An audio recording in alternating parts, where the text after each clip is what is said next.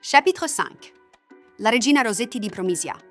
Négociation propre et induite. Souhaitons la bonne chance aux amis de pointure. La sardine aux fréquences est admise en pantoufles. On a mis des petits cornichons pour la garniture. On dirait que tu es ronchon, dis-moi pourquoi du souffle. La Regina Rossetti di Promisia était la reine de la 4e cité mythique, la cité flottante Yggdrasil Ao, du nom de son arrière-demi-sœur, la célèbre déesse Cajun. Merveille architecturale, cette cité reposait sur les flots grâce à un système moderne et ingénieux de pilotis. Elle fut d'ailleurs classée dans le top suite à cela.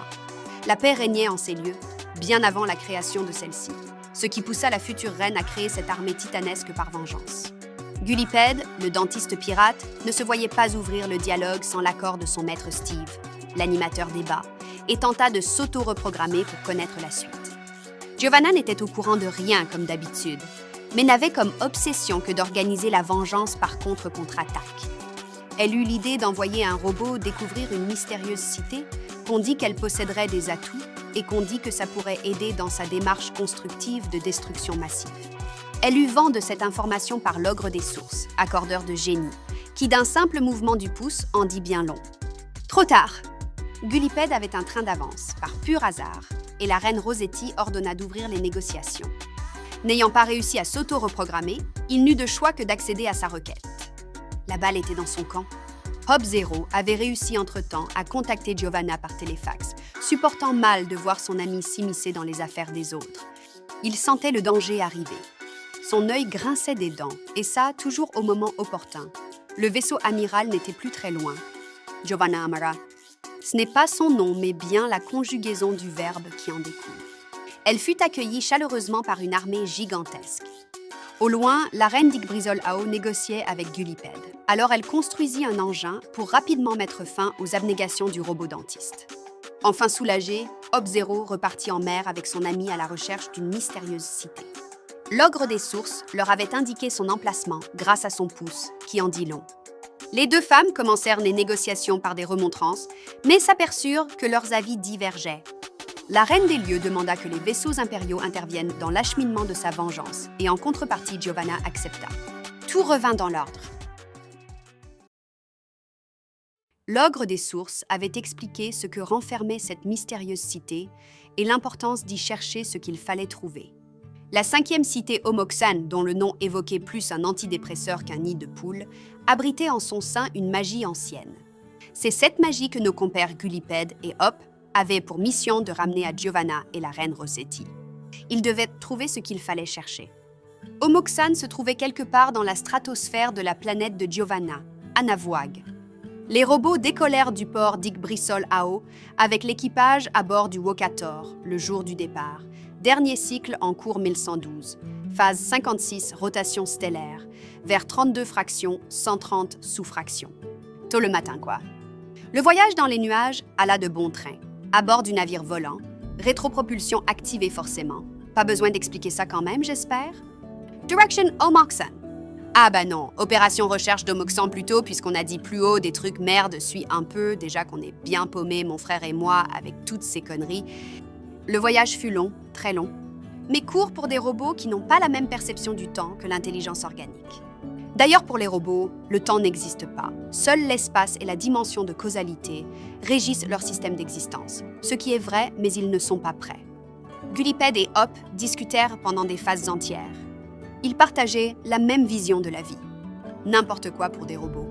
Mais rappelons qu'ils ont une partie organique en eux, le liquide qui fluidifie la mécanique, les rouages, les muscles et organes de synthèse en dimaximium, le système nerveux, l'exosquelette de la même matière et le système IA composé de neurones et synapses électrochimiques répartis dans tout le corps étaient du sang base organique. C'est clair, je pense, non? Je n'ai pas le temps d'aller plus loin, n'hésitez pas à me solliciter par mail, je tenterai de simplifier pour ceux qui n'ont pas compris.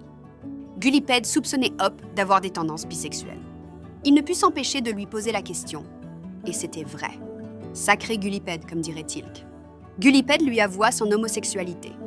Hop l'avait remarqué depuis longtemps du fait de sa démarche administrative interminable. Leur coming out effectué, ils se sentirent le cœur léger et se rapprochèrent au fil des phases. Ils se câlinèrent avec tendresse et firent de l'amour. Ils parlaient de tout et de rien, riaient et se taquinaient comme des ados robots. Gulipède et Hop Zero étaient amoureuses. Giovanna et Rosetti di Promisia discutèrent de détails sans importance concernant la stratégie à mettre en place dans l'enceinte de la cité d'Yggdrasil-Ao. Jamais évident d'accorder la flotte amirale d'un côté avec des milliards de soldats de l'autre, mais ça va aller, avait-elle dit en même temps. Puis chips, mais encore en même temps. Elles en conclurent que l'humour était de mise et la malchance suite comme des oursins empathiques. Cria Flore, qui s'était cachée dans l'entrepôt où elle patientait en espérant pouvoir caler sa phrase fétiche. Une sirène retentit au loin annonçant le début de la saison des récoltes promises. Les manœuvres militaires d'entraînement tombèrent donc à pic et tout fut rasé. La sirène dut retentir en seconde fois pour annoncer le début d'une nouvelle saison. Ce klaxon géant avait été pensé et dessiné par Willy, l'expert étalon, qui maintenait le flux tendu entre événements périodiques et simulations de catastrophes. Giovanna était enchantée et Rosetti morte de rire. Outre le succès des manœuvres, la moitié des soldats fut calcinée lors d'échanges de feu, évidemment. Un vaisseau de ravitaillement fut lui aussi détruit par l'explosion des moteurs principaux et du réacteur secondaire principal. Ils purent récupérer la marchandise, mais pas tout. Après, c'était pas ouf. La vengeance de la reine pouvait commencer. L'équipage n'en pouvait plus de l'idylle de leur capitaine. Les moussaillons des vents doux et dissuasifs étaient concentrés sur l'objectif, alors que Gulipède et Hop Zero s'en foutaient complètement maintenant. Bobby Stigmate, chef cuistot à bord du Wokator, prit à part le chef du pont Soma Mitchell, le chef Power Engineering Snappy Fox et la chef de la section nettoyage propreté Amy Sue McIngales. C'est le monde à l'envers, dit Bobby. Of course, conclut Snappy. Je pense qu'il est temps de prendre le large, annonça sans réfléchir Amy Sue. Laisse tomber Amy, on est parti depuis longtemps, t'es aussi con que Giovanna, toi sérieux, reprit Bobby. Bon, alors, je propose de lancer une mutinerie et de balancer ces ceux robots à la con, on reprend le navire et on va chercher la magie, on ramène tout à la cité et à nous les honneurs, proposa Soma. Of course, conclut Snappy. De leur côté, Gul et Hop se faisaient des bisous, elles faisaient bronzette sur le pont, imperméables à la mutinerie qui se mettait tout doucement en place. Gul ne tenait même plus le gouvernail. Enfin, pas celui du Wokator en tout cas. Hop ne savait plus où il était, je pense qu'il avait perdu toute notion. Hop, ça va? Tu as l'air ailleurs, dit Gulipède. Comment? Ça va? Répéta-t-il. Oui, ça va, mais j'ai l'air ailleurs car j'ai perdu toute notion. Nous vivons une idylle, lança Gul. Ah oui, j'ai en effet reçu par téléfax des nouvelles d'Yggdrasil-Ao et les deux récoltes ont semé la pagaille, répondit Hop. Bref, ils sont vraiment dans leur petit monde ces deux-là, on va les laisser tranquilles 2 minutes. Les 4 chefs du navire se sont organisés. Ils ont engrainé leurs équipes. Tous ont pris les armes et avancé sur le pont. Gul et Hop ont été pris par la surprise. Attaqué par tous les côtés, Gul découpa ses assaillants parce que c'est quand même une pointure, le mec. Hop était en difficulté et s'est fait balancer par-dessus bord. Gul a tenté de la rattraper, mais en vain. Elle découpa le reste de l'équipage. Terminé, il resta seul sur le Wokator à pleurer. Tout ça pour ça. La cité flottante Yggdrasil-Ao était sur le pied de guerre et la reine en plein doute. En effet, dans l'auberge Aubergine, un troubadour contait les manœuvres militaires récemment produites, accompagné d'artistes locaux tels que Alan Bilbrequin, dit l'imbibé, ancien jongleur professionnel, ou encore Léa de Bilbrequin, ménestrelle de métier et créatrice de contenu. L'œuvre poétique en question se moquait violemment des incidents qui se produisirent lors de cet entraînement, et Giovanna négocia de nouvelles manœuvres. La flotte impériale et le peu de soldats qui restaient se déplacèrent près du vieux volcan, entré en éruption il y a peu, afin de simuler un débarquement vertical. Les vaisseaux cargo de transport parachutèrent les soldats au-dessus du cratère d'où jaillissait du magma en fusion qui, vu du centre de contrôle, était semblable à un repère utilisé pour indiquer une zone de largage nocturne et aucun n'en réchappa. Heureusement pour Rosetti, qui plus jeune avait fait le vœu devant la fontaine du parc de rallumer le feu de l'ancien volcan, cela signifiait qu'il n'était pas éteint et que son souhait avait été exaucé. Le prince héritier, qui avait enseveli autrefois le cratère volcanique par jalousie, devint fou. La vengeance de la Regina di Promisia fut accomplie malgré elle. Le prince signa des documents. Entre deux lignes, il s'accroupissait puis sautait en faisant des petits cris, et cela plusieurs fois de suite et dans cet ordre. Ce jour fut baptisé Journée de la grenouille par la reine. Giovanna avait pris conscience que sa contre-contre-attaque devait être un peu organisée. La 5e cité pouvait sûrement l'aider car il lui fallait reconstruire des vaisseaux cargo, au moins pour la forme, parce que... Le barde était de retour à l'auberge où il fit profiter le peuple de l'aubergine de son nouveau poème lyrique, qui vantait les mérites des louanges. Son nom de scène était étrangement familier à celui d'un mercenaire très connu des services de renseignement, l'égoutier Patois Fabrice Glangaillard. Serait-il possible de combiner ondes sonores et balistes galactiques? S'interrogeait Giovanna tout en fumant sa pipe. Elle demanda au chef des lieux un entretien privé avec ce troubadour. Devenue inutile comme jamais, la reine de la cité essaya d'user de son rang pour participer à ce futur échange, mais toute la clientèle du pub refusa. Les négociations pouvaient commencer. Le Wokator dérivait dans les nuages. Gull était seul, triste depuis qu'il l'était, et perdu sans son gars sûr. Le pirate dentiste était fin joyeux car en tant que capitaine sans équipage et sans copilote, il était jouasse. Concentré sur sa mission depuis le début, il ramassait les souffrances et discutait avec ses amis imaginaires, Tristan la soupape, Jimmy Joe et Soumaya Belhakmar la péruvienne. Ses amis lui apportaient beaucoup de conseils inutiles. Surtout Soumaya qui ne comprenait pas son apparition dans l'imaginaire du robot.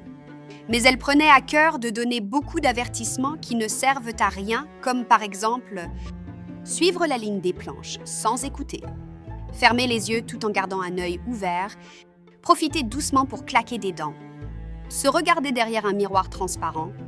Autant dire que Gulliped fut occupé pendant un long moment avec tout ça, hein? Bref, ça commençait quand même à le saouler, alors il reprit sa mission principale depuis le début, sur les conseils de Jimmy Joe, le pro des missions principales.